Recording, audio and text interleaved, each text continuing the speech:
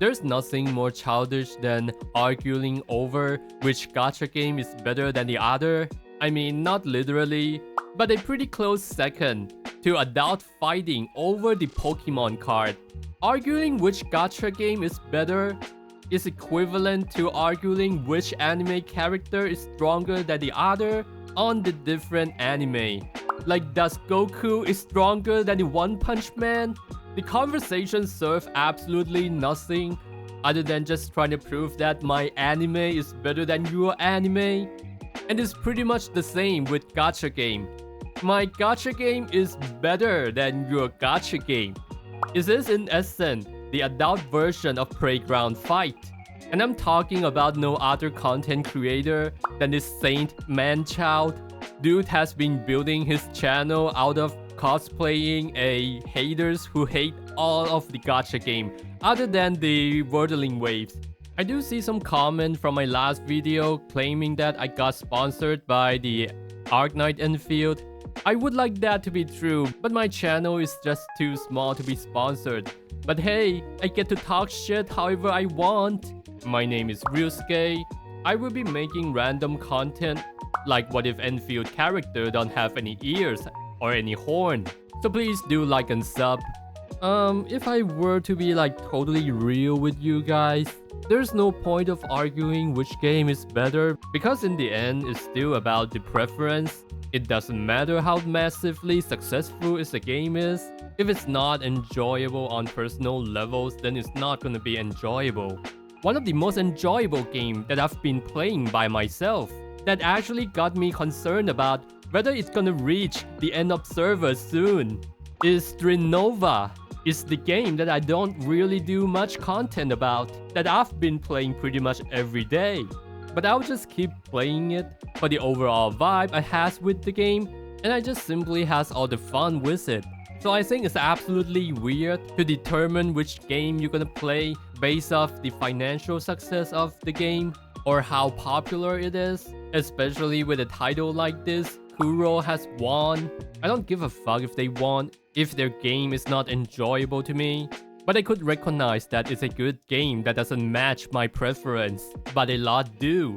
You play a game because you're simply enjoying it. The same way that this same retard ain't gonna be able to talk you into not playing Arknight Enfield, as long as you are having fun with it. Do you guys realize how easy to make a title like this same retard does? With this niche picking mindset, I can just look into this thing and came out with title like, oh look, only 800 watch Wordling Waves, even less than Genshin, and Enfield cost 30,000 people watching it.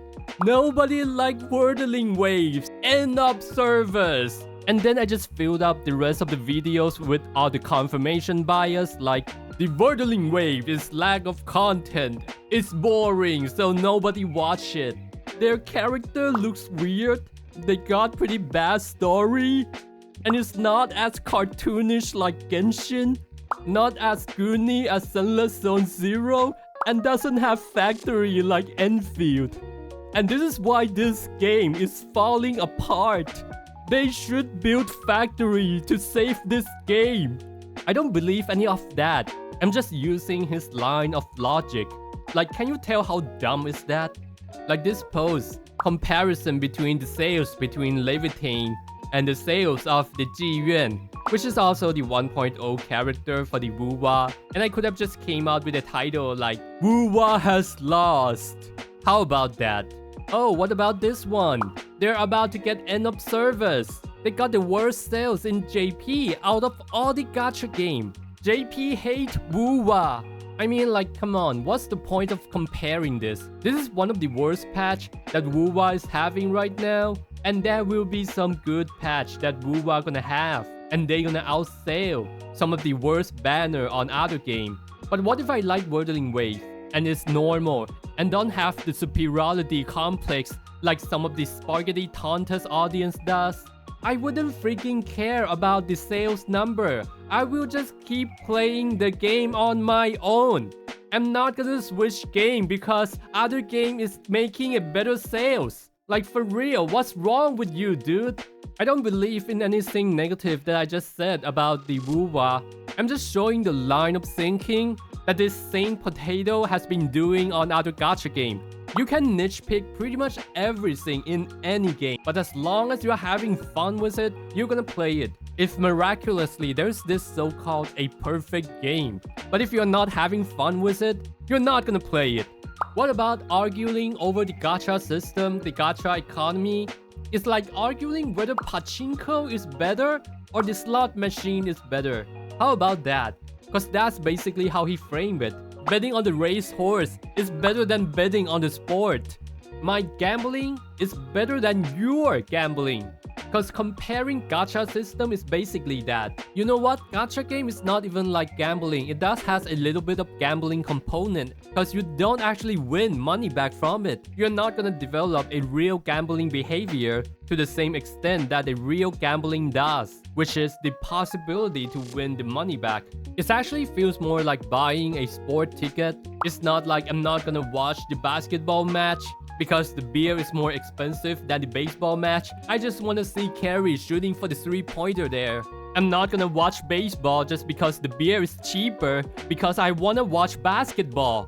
And that's the same argument when you talk about the gacha game, when you compare the gacha system. And the other examples of that is Fate Grand Order. They're gonna have one of the most egregious gacha out of all the gacha game.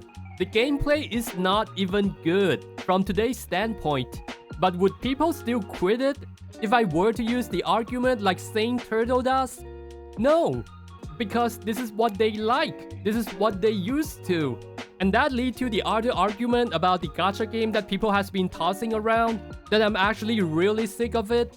The saying that people keep playing one gacha game because of the sunk cost fallacy. What about Minecraft? What about any other free-to-play FPS game? I do think more often than not, these people are playing the game as a comfort game. They don't exactly need a new game to disturb their peace. Out of working hard out of a day or dealing with real life. But somehow they got framed as gacha addicted. And they don't quit for a so-called better game. Because they have been spending too much time and money in this one particular game. And I think that is not always the truth. And I don't think most of the case does. And by the way, what's wrong with hating game from day one? From day freaking one. That is like the worst villain arc that you set up there. If you could have just loved the game for a month or two and turned into a haters later, I think that would be more convincing than hating the game from day one. It's the worst script, the worst character I've seen from drama farming perspective. And if you are a normal person and don't like the game from day one, you will simply move on to other game. Before you even hate the game, you ain't gonna keep coming back, playing it while complaining it. It's like going back to the least favorite restaurant and expect food there gonna get better every time you complain about it. Of course, they're gonna spit in your food. And what you could have done for the best of the restaurant and yourself is to just move on to the other restaurant. Like seriously, just get a life. Don't forget to like and sub and see ya.